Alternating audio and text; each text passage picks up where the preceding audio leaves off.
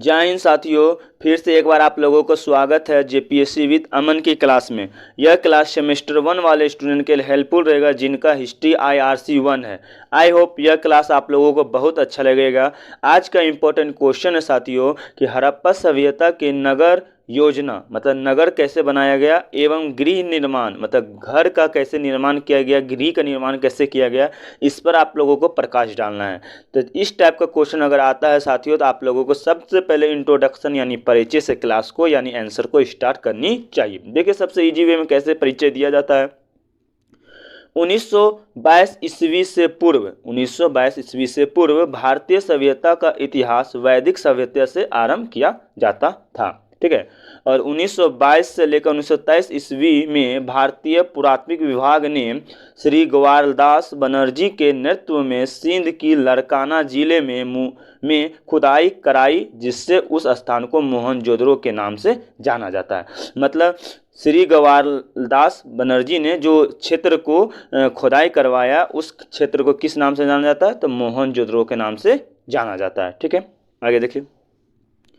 कुछ समय पश्चात वर्तमान में जो अभी वर्तमान है वो पाकिस्तानी पंजाब, जो पाकिस्तान में जो पंजाब चल गया है, वहीं का पंजाब के मटगोमरी जिले में हड़प्पा नामक स्थान पर सर जॉन गौरसल के नेतृत्व में खुदाई करके उसी प्रकार की सभ्यता के अवशेष प्राप्त किए गए तथा इन अवशेषों के आधार पर जानी गई सभ्यता को वह सिंधु घाटी सभ्यता के नाम से पुकारा गया। मतलब जिस तरह से मोहनजोदड़ो को अवशेष प्राप्त हुआ था उसी तरह से सिंधु घाटी का सभ्यता का अवशेष प्राप्त हुआ था। उसी अवशेष से प्राप्त करके उसी अवशेष से उस घाटी को क्या नाम दिया गया था? सिंधु घाटी सभ्यता का नाम से क्या किया जाता है? पुकारा जाता है।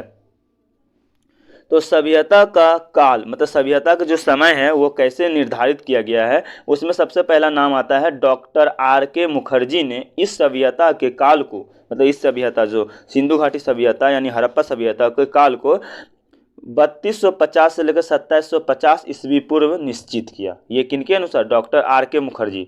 और एक है डॉक्टर करवरी ने इसका समय जो है 2800 से लेकर 2500 ईस्वी पूर्व बताया है। ठीक है, ये भी याद रखिए। और डॉक्टर मोरके नाम के एक हैं जो इसके अनुसार समय को ये 2800 से लेकर 2200 ईस्वी पूर्व क्या किए? निर्धारित करते हैं। इस तरह से आप लोग इस क्वेश्चन का इंट्रोडक्शन यानी परिचय को इजी वे में आप लोग दे सकते हैं। चलिए नेक्स्ट क्वेश्चन था आप लोगों का नगर निर्माण योजना कैसे आया था। तो नगर निर्माण कैसे होता था? देखिए सिंधु घाटी सभ्यता की प्रमुख विशेषता यह है कि सभ्यता एक नगरीय सभ्यता था। मतलब कैसे सभ्यता था? नगरीय सभ्यता था। ठीक है, हड़प्पा एवं मोहनजोदड़ो के खंडरों से यह स्पष्ट होता है कि नगरों का निर्माण एक निश्चित योजना के अनुसार किया जाता था। मोहनजोदड़ो और हड़प्पा के अद्भुत समानता है, मतलब उनका अद्भुत समानता भी है। जिस प्रकार से मेसोपोटामिया की सभ्यता एक नगरीय सभ्यता थी उसी प्रकार सिंधु घाटी सभ्यता भी एक शहरी सभ्यता थी। मतलब मेसोपोटामिया की जो सभ्यता था वो नगरीय सभ्यता था। ठीक है, याद रखिएगा।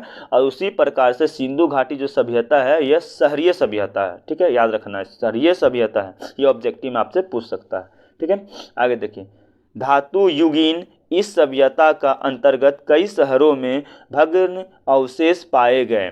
ठीक है, जैसे कि हड़प्पा, मोहनजोदड़ो, लोथल, कालीपंगा, बनावली इत्यादि। ठीक है, ये सब भग्नावशेष अवशेष पाए जाते हैं। सचमुच में हड़प्पा मोहनजोदड़ो सुभव्य स्थित योजना के अनुसार बनाए गए। मतलब सुभव्य योजना के अनुसार इनको बनाया गया था हड़प्पा को और मोहनजोदड़ो को। ठीक है, और इनकी आबादी काफ़ी घनी थी। मतलब इनमें आबादी भी बहुत ज़्यादा था। नगरों के खंडरों का परीक्षण करने से यह ज्ञात होता है कि सिंधु निवासी नगर निर्माण में बड़े कुशल थे। मतलब सिंधु जो निवासी थे वो नगर को बहुत कुशल निर्माण करते थे। ठीक है, अगर इस चीज़ को अगर आप लोग अच्छे से देखना चाहते हैं, अच्छे से समझना चाहते हैं तो एक मोहनजोदड़ो मूवी है ऋतिक रोशन का, उससे भी देखकर आप लोग एग्जाम में डिफाइन कर सकते हैं। ठीक है, वो अच्छा मूवी है, उससे आप लोगों को अच्छा नॉलेज मिल सकता है। ठीक है, आगे देखिए। नगरों की सुरक्षा पर विशेष ध्यान दिया जाता था। मतलब सिंधु घाटी में नगरों का बहुत बहुत ध्यान दिया जाता है, यानी हड़प्पा सभ्यता में। मोहनजोदड़ो नगर एक विस्तार लगभग 1 वर्ग मील था, मतलब 1 वर्ग में बहुत बड़ा नगर था, ठीक है। इसकी रक्षा के लिए चारों ओर से दीवारें से घेर दिया जाता था, मतलब चारों ओर से दीवार से क्या क्या बाउंड्री बनाया जाता था, ठीक है। इस तरह की व्यवस्था हड़प्पा में भी देखने को मिलती है, मतलब इस तरह से व्यवस्था किसमें मिलती है, हड़प्पा में भी मिलती है। इससे बाहरी दुश्मनों से नगरवासियों को सुरक्षा प्राप्त होती थी और लोग सुख शांति से साथ रहते थे, मतलब एकदम सुखी शांति से एकदम साथ में रहते थे। हड़प्पा, रावरी तथा मोहनजोदड़ो सिंधु नदी के किनारे स्थित है। ये आप लोग ऑब्जेक्टिव के लिए याद कर सकते हैं, इंटरनल एग्जाम में भी पूछ सकता है और ऑब्जेक्टिव में कि हड़प्पा जो है वो किस नदी के था, तो वो रावरी नदी, ठीक है, याद रखिएगा। और मोहनजोदड़ो जो है वो किस नदी के किनारे है, वो सिंध नदी के किनारे क्या है, स्थित है, ठीक है। अब देखिए इनका सड़क कैसा था, ठीक है। तो नगर योजना में सड़कों का प्रमुख हाथ था। नगर योजना में किसका, सड़क का जो है वो प्रमुख हाथ था। सड़कें उत्तर से दक्षिण और पूरब से पश्चिम की ओर एक दूसरे को समकोण पर काटती थी। सड़कें मुख्यतः कच्ची थी, फिर भी वे काफ़ी मजबूत थी, एकदम से क्या थी, मजबूत थी। कच्ची सड़कें होने के पश्चात भी सफाई का पूर्ण ध्यान रखा जाता था, मतलब सड़क कच्ची भी होती थी फिर भी लेकिन उस पर सफाई का क्या किया जाता था, ध्यान रखा जाता था। सड़कों के किनारे कूड़ेदान तथा गड्ढे किए गए जिससे सारी गंदगी जमा कर दी जाती थी। मतलब जिस तरह से अभी के वर्तमान में देखिए, आपको कहीं पे रोड पे चलिएगा तो आपको दिखेगा कहीं सूखा कचरा रखने वाला, कहीं गीला कचरा रखने वाला, ये फैसिलिटी अभी आ चुका था। ये फैसिलिटी वो बहुत पुराने ज़माने में भी सभ्यता में दिखता था। वो लोग क्या करते थे, गड्ढा करके वो कचरे को क्या करते थे, जमा करते थे और सड़कों में गंदगी फैलने से बचाव जाती थी, मतलब सड़क में जो सड़कों पर जो गंदगी फैलने से उसको बचाया जाता था, ठीक है। आगे देखिए नालियों की व्यवस्था। वहाँ पर जो अभी नालियों की व्यवस्था वो पहले भी हड़प्पा सभ्यता में भी नालियों क्या किया गया था, व्यवस्था किया गया था। देख कैसे, सड़क के किनारे नालियाँ होती थी जो पक्की एवं ढकी हुई थी, मतलब पक्की एवं ढकी हुई थी। प्रत्येक गली में भी ढकी हुई नाली होती थी। क्या होती थी, नाली होती थी जो सड़क की नाली में मिलती थी। प्रत्येक घर में छोटी नालियाँ होती थी जो घर का पानी सड़क के नीचे बनी हुई बड़ी नाली में गिरा देती थी, मतलब बड़ी नाली में क्या करते थे, गिरा देते थे। तो इस प्रकार घर का जल अन्य बड़ी बड़ी नालियों द्वारा शहर से बाहर निकाला जाता था। मतलब जो सुविधा अभी वर्तमान में है वो पुराने सभ्यता में भी दिखता था, ठीक है। और नालियाँ खारियाँ मिट्टी, चूने और एक प्रकार के सीमेंट से बनाई जाती थी। मतलब जिस तरह से अभी सीमेंट से बनाया जाता था उसी तरह से पहले नालियाँ जो खरियाँ और मिट्टी, सीमेंट, चूने से मिलाकर सीमेंट से क्या किया जाता, बनाई जाती थी, ठीक है। देखिए वहाँ का भवन निर्माण, जो हड़प्पा सभ्यता है इनका भवन निर्माण देखिए, सिंधु सभ्यता निवासी भवन निर्माण कला में भी दक्ष थे, मतलब एकदम निपुण थे। निपुण कहने का मतलब थे। इनकी पुष्टि हड़प्पा, मोहनजोदड़ो आदि स्थानों से प्राप्त होती है।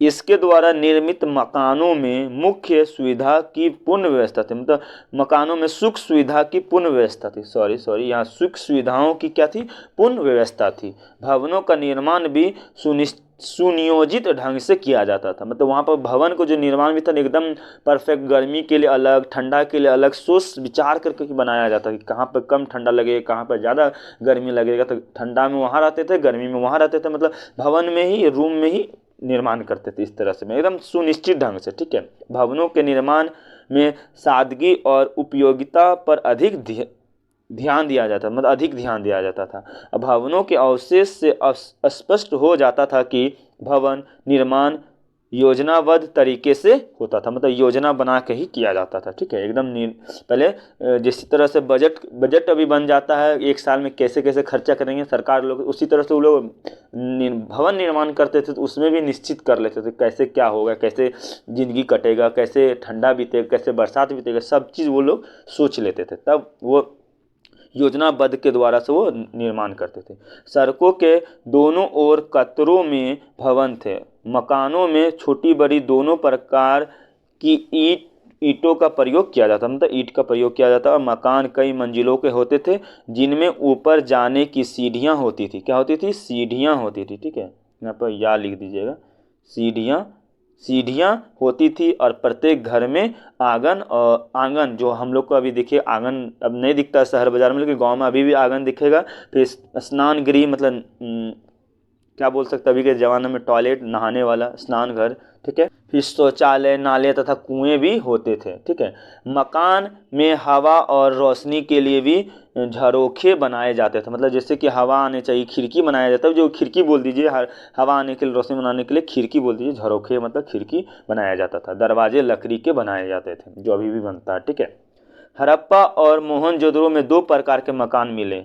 उनसे अनुमान लगाया जाता है कि बड़े मकानों में धनी लोग रहते थे। जो बड़ी मकान हो गए उसमें कौन लोग रहेंगे? धनी लोग रहेंगे। ठीक है, और छोटे मकानों में गरीब लोग रहते थे। जिस तरह से अभी भी देख सकते हैं, कहीं गांव में जाइए तो आपको कच्चा मकान अभी भी मिलेगा, और शहर में जाइएगा तो अभी देखिए पक्का मकान अभी भी आप लोगों को मिलेगा। ठीक है, प्रत्येक घर में एक आंगन, 2 कमरे होते थे। उसकी छतें लकड़ी और मिट्टी की पाटी जाती थी, मतलब लकड़ी और मिट्टी की बनी थी। दीवारों पर चूने की मिट्टी से प्लास्टर किया जाता था। ये था निर्माण, ये भवन निर्माण वहाँ पर कैसा। नगर निर्माण तो आपको बता दें, नाली बनवाते थे, फिर सड़क बनवाता था, मतलब साफ सुथरा रखते थे। भवन भी इतना सुंदर से लोग हड़प्पा सभ्यता में बनाया जाता था। ये बात आप लोग याद रख सकते हैं।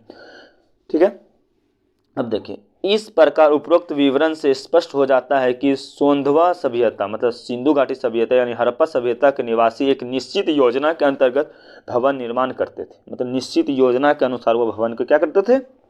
निर्माण करते थे। उनकी भवन, सड़कें, नालियाँ और स्नानगार आदि इससे बात का प्रमाण है कि इस बात का प्रमाण है कि उनकी सभ्यता नगरीय थी। मतलब जो हड़प्पा सभ्यता वो नगरीय सभ्यता थी। ठीक है, जहाँ नगरीय सुख सुविधा का पूरा ख्याल रखा जाता था, मतलब नगरीय सभ्यता का पूरा ख्याल एकदम से रखा जाता था। इसके बाद आता है आप लोगों इस क्वेश्चन का निष्कर्ष यानी कंक्लूजन। ये आप लोग खुद से लिखिएगा और आप लोग हमको कमेंट करके बताइएगा। चलिए, अब हम आप लोगों को थोड़ा टाइम वेस्ट करेंगे, थोड़ा सा आप लोगों को ट्रिक देंगे कि एग्ज़ाम में कैसे याद करके नहीं जाया जाता सेमेस्टर एग्ज़ाम में। और अगर आप लोग समझना चाहते हैं तो समझ सकते हैं। ठीक है, आंसर वहीं पे ख़त्म हो गया, लेकिन आप समझना चाहते हैं, थोड़ा टाइम है तो देख लीजिए। देखिए क्या करना है आप लोगों को, सबसे पहले आप लोगों को इंट्रोडक्शन थोड़ा सा पढ़िए। ठीक है, उसके बाद पढ़ने के बाद एक बार आप ये सब टॉपिक को केवल याद करके जाइएगा। टॉपिक को लाइन बाय लाइन याद कीजिए और थोड़ा थोड़ा पॉइंट को समझ के जाइए जो हम बता दिए एकदम से। जिस तरह से जैसे कि ये सड़क पॉइंट भी लिखिएगा एग्जाम में, नाली पॉइंट लिखिएगा। तो इस तरह से आपको पॉइंट अच्छा से अच्छा पॉइंट याद रखने से आपको रिजल्ट वहाँ पर खुद पे खुद दिखेगा। इस तरह नालियों की व्यवस्था याद रखिए, भवन निर्माण याद रखिए, थोड़ा मोड़ा पढ़ के जाइए तो आपका आंसर वहाँ पर क्या हो जाएगा, खुद पे खुद लिखा जाता है। क्योंकि सेमेस्टर में उतना याद किया नहीं जाता। आप लोग फर्स्ट सेमेस्टर में है तो आप लोगों को उतना पता नहीं है, इसलिए हम आप लोगों को थोड़ा सा टाइम को थोड़ा सा लिए। ठीक है, फिर मिलेंगे नेक्स्ट क्लास में, तब तक के लिए बाय बाय।